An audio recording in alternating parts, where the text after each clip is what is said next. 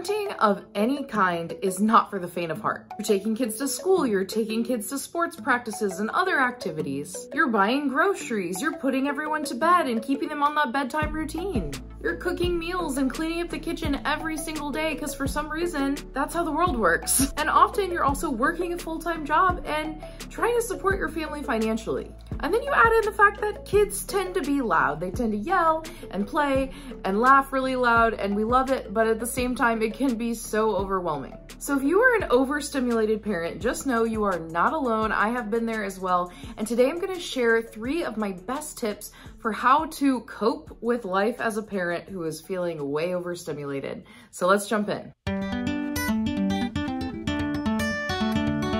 Hey, welcome back to my channel. And if you're new here, my name is Katie and I am an adoptive mom to 3 kids, ages 6, 10, and 14. And a lot of times here on my channel, I do talk about more adoption or foster care specific content, but today I just want to talk to all parents because let's face it, no matter what route you take to get to parenthood, parenthood is hard, right? There's a lot of things involved that can be really stressful. And as they say on High School Musical, we're all in this together. So today I'm gonna share my 3 best tips to bring peace to your parenting if you are feeling way overstimulated. And before I jump in, if you are someone who is interested in fostering or adopting, definitely subscribe to this channel because I share a whole lot of information about that in addition to this kind of more general parenting stuff. Tip number 1 is going to sound so simple, but I'm telling you it works, which is to play calm music. There is a saying that you may have heard that says, music soothes the savage beast. And I have to say, I don't want to call my children beasts,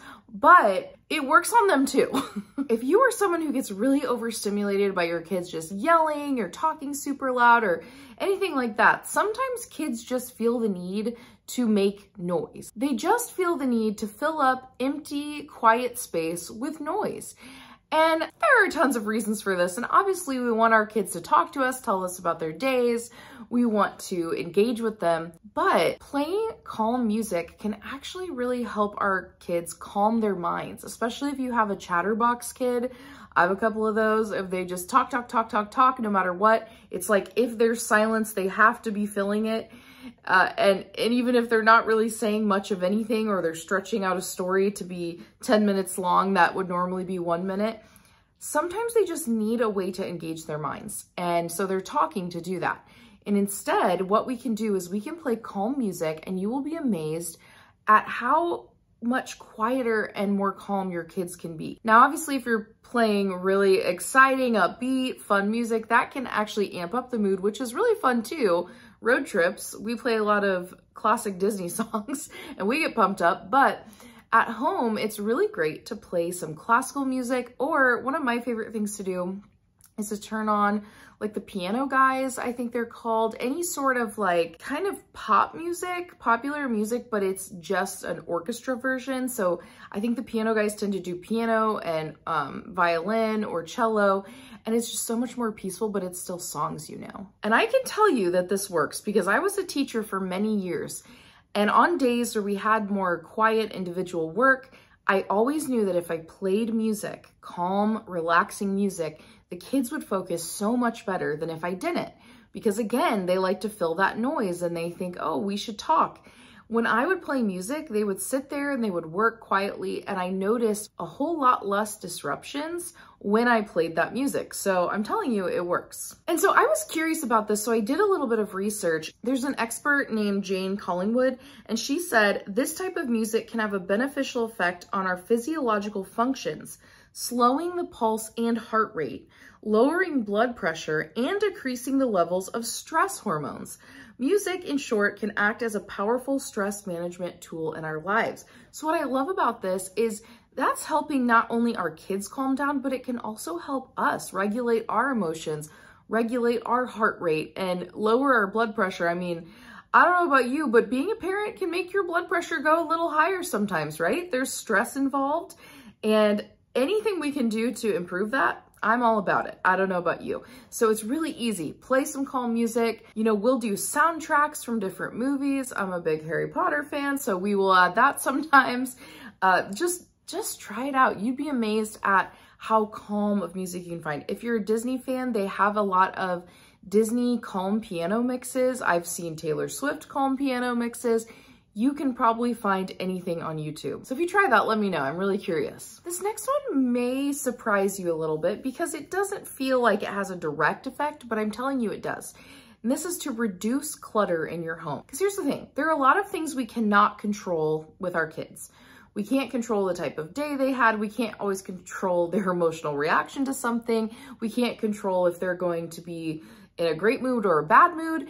But we can control how chaotic our house feels. There was research done back in 2009, and this is what it says. They found the levels of the stress hormone cortisol were higher in mothers whose home environment was cluttered. A chronically cluttered home environment can lead to a constant low-grade fight or flight response, taxing our resources designed for survival. This response can trigger physical and psychological changes that affect how we fight illnesses, digest foods, and they leave us at a greater risk of type 2 diabetes and heart disease. Whoa. I think it's easy to look around our house and be like, it's just stuff. It doesn't have that much of an effect. But hearing that, and I know when I walk into my house and it's really cluttered, I feel stressed out because it's that whole silent to-do list where it's basically yelling at you, pick me up, put me away, clean this. What's wrong with you? Why isn't this clean? And so I can understand why cortisol levels would be higher in women whose houses are cluttered. And I will tell you that our house was so cluttered, especially at our old house before we moved. And ironically, we moved into a larger house, but I got rid of so much of our stuff before we moved here. And I'm a big Minimal Mom fan. If you have ever watched her stuff before, you know, but if not, definitely check her out if you're looking to declutter your home. Highly motivating content. I completely got rid of so much stuff in our home and really simplified wardrobes for me, for my kids, all of that. And it made such a difference because here's the thing, less clutter means less tidying up, which gives you more time to spend with your family. Less clutter equals less guilt about why your house looks a certain way. Less clutter also equals less stress because you're not worried about when you're gonna get a chance to do it and you have all these other important things to do and you wanna be a good parent and hang out with your kids.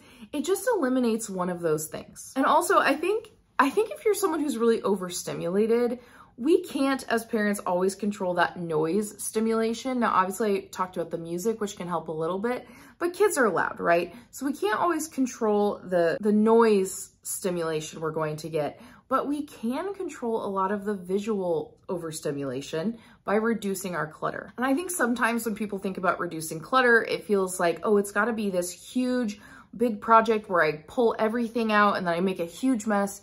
And I have found that for me, it works better to just do it on a regular basis. I keep a box of donation stuff in our laundry room.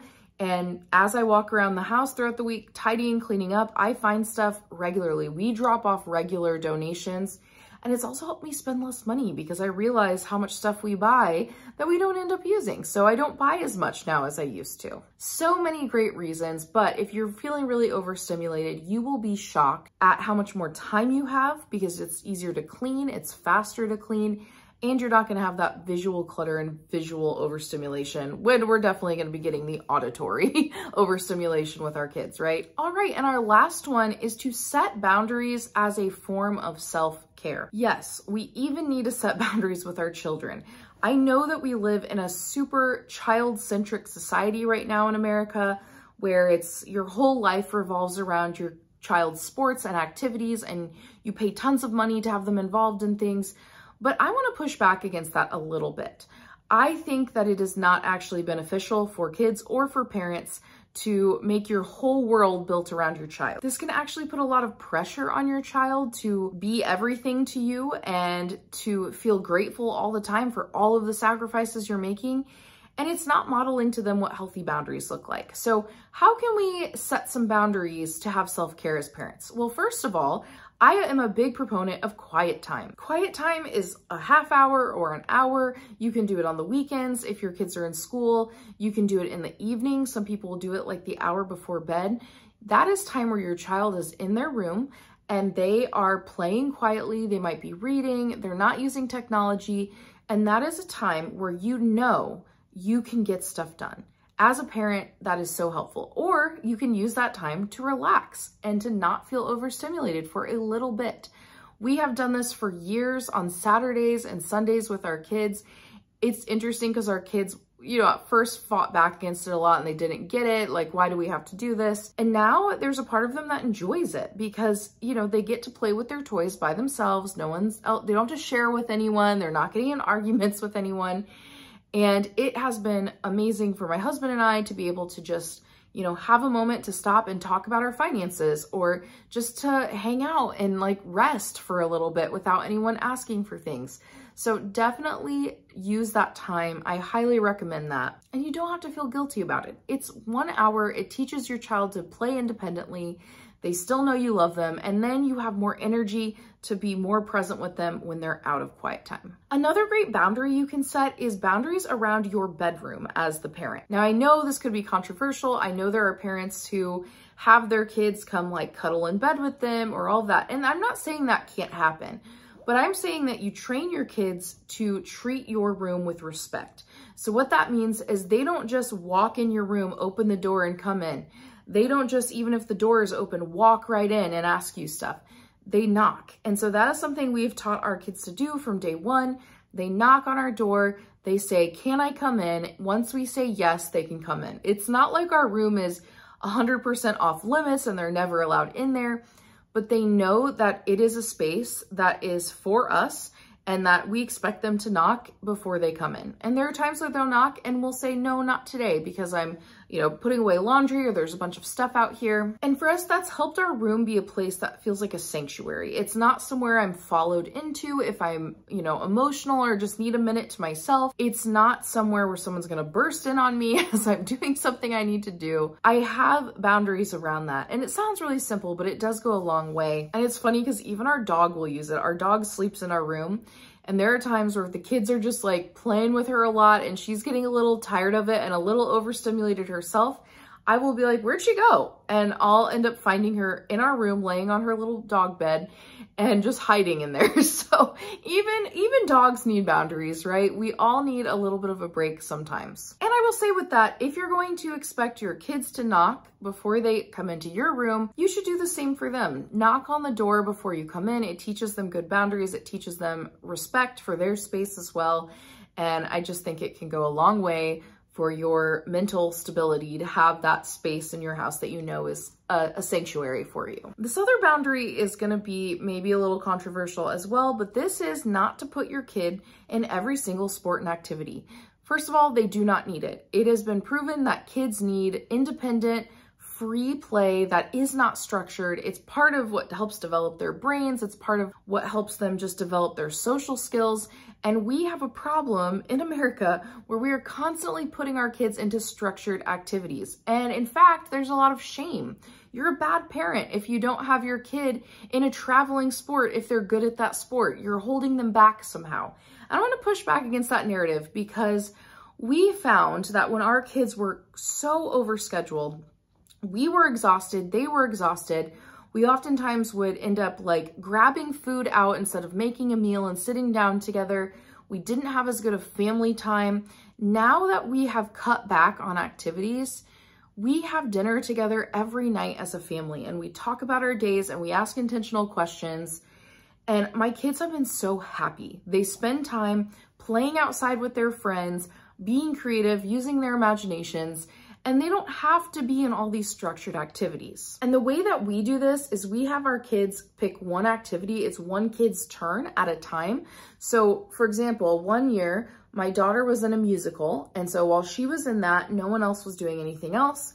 Then my other daughter got her turn and she did volleyball. And then in the spring, my son had his turn and he did soccer. So they're all getting to do things they enjoy, but it's not all year, every single week, constant where we're running our kids all around. And it has improved. It has improved my feelings of being completely overwhelmed and overstimulated a lot. I have not seen any negative consequences with our kids. They still love doing their activities and they also love being able to be at home. And if you are losing your mind from carting kids around practice, you might want to consider cutting back on activities. And I know it might feel bad. It might feel like you're a bad parent, but you know what your kids need more than scheduled activities every single day? They need you to be a present and calm and loving and patient parent. And so if that's what you need to do is cut back a little bit on activities, put some boundaries around activities, do it. It is going to be worth it. I am telling you from experience. Absolutely changed our lives. We're not going back. Now, obviously when our kids are like in middle school and high school, if they want to do an after school sport, that is different to me, but we'll cross that bridge when we get there. I'm talking more about younger age kids. Like with our daughter, for example, who is 14, she did a choir program and a couple times a week they practiced after school, and she did that while she also did volleyball. And that was fine. Like it didn't make the schedule crazy. We just picked her up from school a little bit later. That we felt was doable. So it's not like a hard and fast rule, but I do think that it can help so much to just ease that schedule. So I'm curious, what are things that you do when you're feeling really overstimulated as a parent? These are just a few ideas. Hopefully you can put them into use, find it helpful, but I'd love to hear from you in the comments. And I want to do my little secret thing in the comments. So if you've been around here a while, you know what I'm talking about. But if you made it all the way to the end of the video, I have a super secret question that I'm going to have you answer in the comments. And that's how I know who my people are, who make it all the way to the end of my ranty, rambly videos. So at the time this video is being posted, it's fall, and I absolutely love fall. It's my favorite season of the year.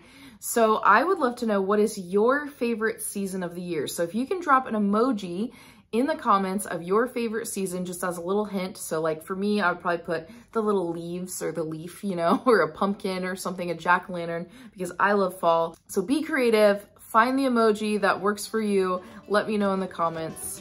And don't forget to like this video and subscribe to the channel if you found this interesting, especially if you're interested in fostering or adopting. And hopefully I'll see you around here again. I hope you're having an amazing day, and I will see you next time.